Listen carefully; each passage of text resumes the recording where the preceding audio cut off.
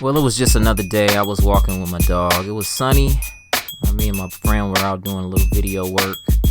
And usually I get stopped and people ask questions about my dog because his unique look. He's all white.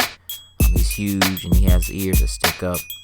And I ran across this lady who flagged me down and ended up talking to her about the dog. And she mentions to me that she has an American Bulldog, full-blooded, and she's in heat right now. So I was like, okay, so what did you want to do? And she wanted to breed my dog with hers. And the detail about her dog is about 6 years old. My dog is very young. He's like 18 months. So we exchanged information, and I thought about it. She had described her as this Bulldog with blue eyes, very beautiful, very friendly. So honestly, I started to think about it because this would be a mixed breed. So I thought about it. Typically, I wanted to breed the DOgo Argentino to get puppies like you just saw on the screen. And eventually you get this big physical dog, like similar to my dog. But I thought about it because the DOgo Argentino actually has Bulldog in the bloodline. They use 10% Bulldog to mate them. So I went on Google and I looked up DOgo Argentino American Bulldog mix to see how they'll come out. And to my surprise, they come out looking just like a DOgo, but with the color pattern a little different, like this dog here. But very similar to a DOgo, the same weight class. Especially this picture here really stood out to me. These dogs look really good. And that one, look at that head size. So I honestly had not much to lose in breeding my dog with her dog. I went and talked to one of my buddies who's a breeder, and he suggested that I get a parasite test. I didn't do the parasite test. And we see in this picture here that Bulldog on the far right at the bottom, it's already in the bloodline. And it just so happens that the lady I met, she lived right down the street from me. So I called her and we met up. And the dogs absolutely loved each other, as you can see. They got along very well. My dog is very dominant and her dog was very docile. So the mix was there. They got to know each other very well. They played, they tussled, and this Bulldog was very physical, just like my dog is. They like each other a lot. Then they start to investigate each other. He finds out that she is in heat, and dogs do their due diligence to find out whether they're in heat, and the licking starts. And she also inspects him as well.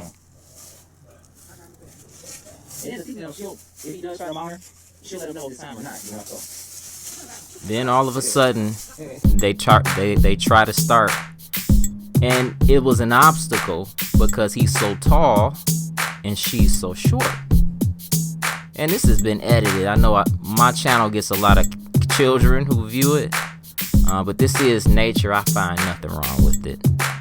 Get your parents' discretion. I'm gonna put a warning at the front of the video. But here in my parents' backyard, I let the dogs play. They really got a lot of energy going. They really got along well.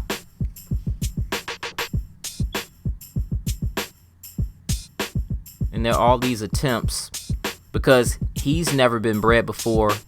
She's never had puppies. So these are two first timers. And this it's an experience for both of them. And who knows if this will work out, but it was at least worth it for me to let them visit and get a little playtime. But the owner of the dog, she said, well, since they get along so well, I'm gonna leave her with you. Is that okay? I said, well, yeah, that's fine. They're getting along pretty well.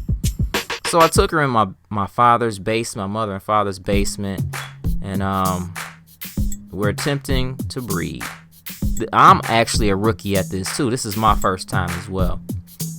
But they tried and tried and tried, and they were panting, sweating, for hours. So I was on the phone with a friend. My friend said, well, give them some privacy and see what happens. At this point, I was trying to tie her to the door and give her a little leverage, but it didn't really work that well.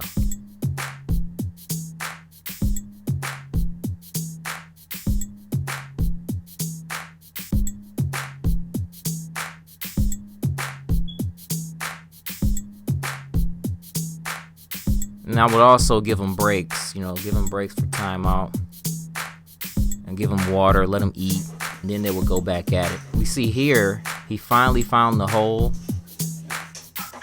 and she was going through a little bit of pain. And something awkward happened when they were breeding. You'll see here, their position is very awkward, and that's the lock. But she's on the ground. They're supposed to be faced backwards. That might be good enough. That might be good enough. He said locked up. That usually is that might be sufficient. He's taller. You can make him sit down. I don't know.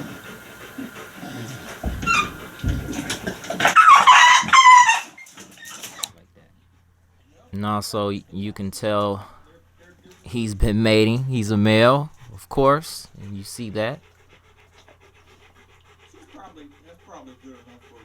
This was an interesting experience because I've never had a chance to do this.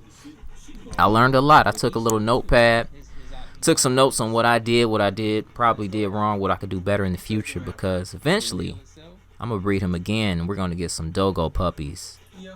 At this point, we didn't know if we were going to get puppies. I didn't know if she was going to get pregnant. Well, I'm going to take her home. That was enough for me. But surprise, surprise, 2 months later, she's starting to show.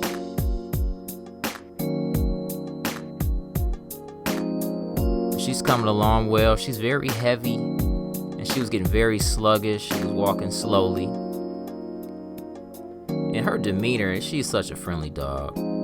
She comes right to you. She'll come to a stranger, but when she gets in the house, she does protect the house. But here, she's pretty big. Those nipples are looking very healthy. And the vet will actually ask you to start feeding them puppy food because it has more nutrition, more fat, protein, and the puppies in the stomach are being nourished more. So at this point, she's due a week from then. A week from this video, she was to have the puppies. And here, she had the puppies. She actually has 5 boys, 2 girls. It has an interesting color scheme. Hey, if you guys made it to the end of this video, appreciate you. I got more videos to come. We're going to do a part 2. We're going to catch up on these puppies. Thanks for tuning in to Son of Apollo. I'll catch you on the next video.